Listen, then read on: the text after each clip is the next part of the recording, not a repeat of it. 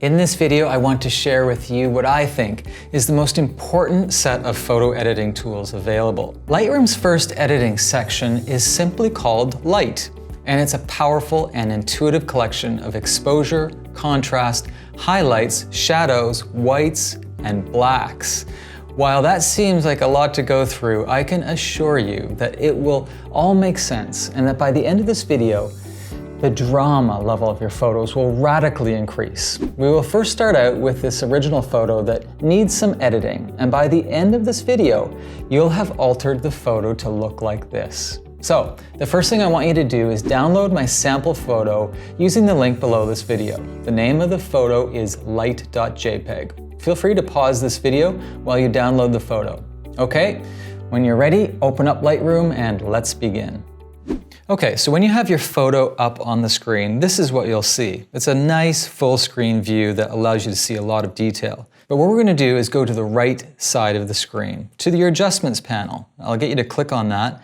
And the first set of options that you're going to see are called Light. And the Light section is made up of exposure, contrast, highlights, shadows, whites, and blacks. And I'll go through each one of these for you. But the first thing we want to look at is the photo itself. Are there any problems with the photo that we immediately need to address? Well, the answer is yes. Whenever you're dealing with human faces or even animal faces, it's a priority that you expose the faces well, even at the expense of everything else in the picture. So, obviously, we have a situation where this woman's face is too bright and this man's face is too bright. So the first thing we're going to do is adjust exposure. Now, exposure is an adjustment where all of the levels of brightness, whether it's getting more dark or it's getting more bright, they all go at the same time. What that means is if I reduce exposure down to the minus side, not only does the skin tone brightness reduce, which is what we wanted, but everything else in the picture also gets darker and darker.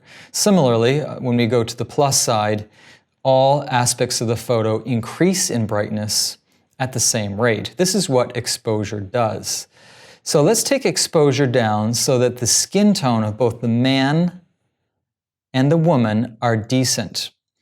Now, as you can see, when we reduce the exposure, we sacrifice a lot more in the picture because this shadow area becomes even more dark and the shadow areas inside the store become even more dark. That's a problem, but we can fix it.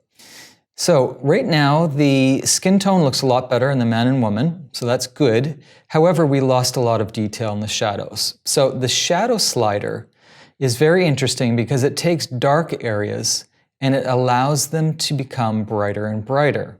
So let's take the shadows up quite a bit. What do you see happening? Now we can see detail in the street, we can see detail inside the store, and the picture is looking pretty good. Now, 100 is probably a little bit too much because we lose contrast. Now, contrast is a slider that takes bright areas and dark areas and makes them even more bright and more dark. So we don't want to adjust contrast right now. We'll do that later. However, with our shadows, if we go down to about 70 in the plus side, we're getting a decent mix of being able to see a little bit in the streets, and we can actually see skin tone detail in our two people. So that's looking good. Now you may say, well, that's really great for shadows, but what do blacks mean? Blacks is a slider for extreme adjustment when you have very, very dark areas in your picture. Let me give you an example.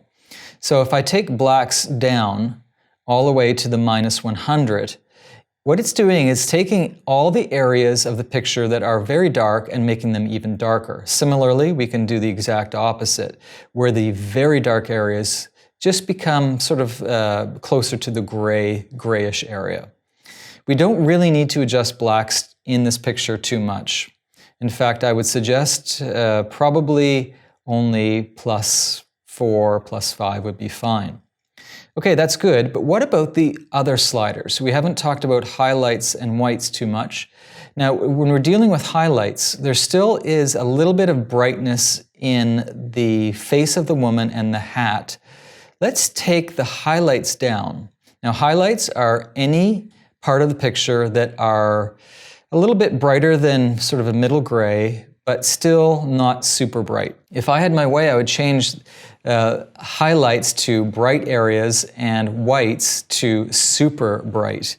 Let me give you an example. So we reduced highlights, that worked well. Now when we're dealing with whites, we're dealing with super bright areas of the picture. And right now, the only aspect that is super bright is the man's hat. So let's take the whites slider and reduce it to about -40 in that range. And now we can actually see that the hat has an acceptable exposure. Whereas before there was no detail, now it actually looks good. So what do you think about this picture? We can actually see detail in all aspects of the shot, but there's still a little bit of contrast, so it's pretty decent. However, there's one more trick up your sleeve that we can use, and it's called contrast.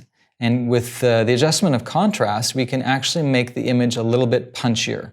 So let's increase contrast all the way, just to show you what happens when we go to 100. Now, contrast has the effect of increasing saturation. We don't always want that. We can adjust saturation later, and that means how punchy the colors are. However, contrast is good in moderation, and I feel that around +15 for this picture will give it a little bit of punch, and that's exactly what we're wanting. Now, if you want to see the before and after, which I think is extremely important for all of your editing, what I'll get you to do is go down to the bottom of your screen. There's a little symbol that represents before and after, and I'd like you to click it. And what you can see is showing original and showing your edit. So let's go back to the original.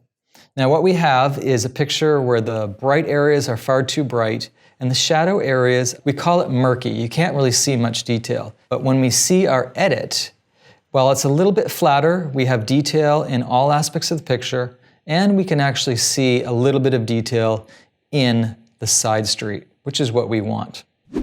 Thank you for watching this video on the fundamentals of all photo editing. I hope you got a lot out of it. Now there's so much more I want to share with you about editing photos in Lightroom CC. And while I didn't hold anything back, there's only so much I could share with you in a short video like this. And that's why I've recorded an entire video course about turning average photos into stunning magazine quality images in 3 minutes or less. So if you'd like to find out more about my Lightroom CC editing course, click on the yellow, funny looking button right under this video.